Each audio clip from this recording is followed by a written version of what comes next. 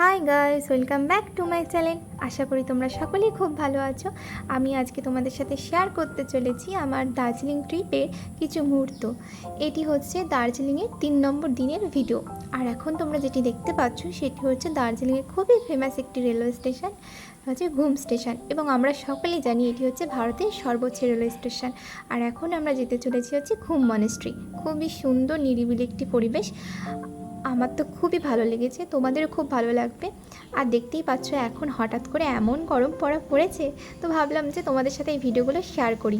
আর আমারও যেমন ভালো লাগছে এই গরমের মধ্যে এই সুন্দর দার্জিলিংয়ের ঠান্ডা ঠান্ডা পরিবেশ এনজয় করতে ভিডিওর মাধ্যমে, আমার মনে হলো তোমাদেরও খুব ভালো লাগবে।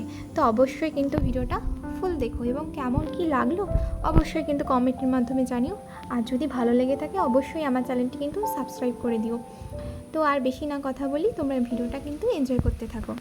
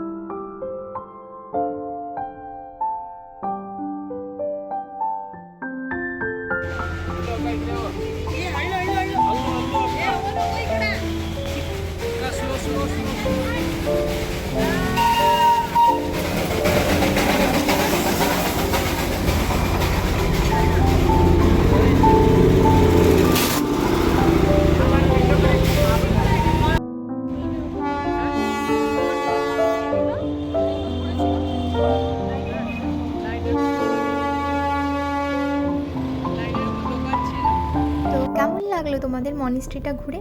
আমার তো খুবই ভালো লেগেছে।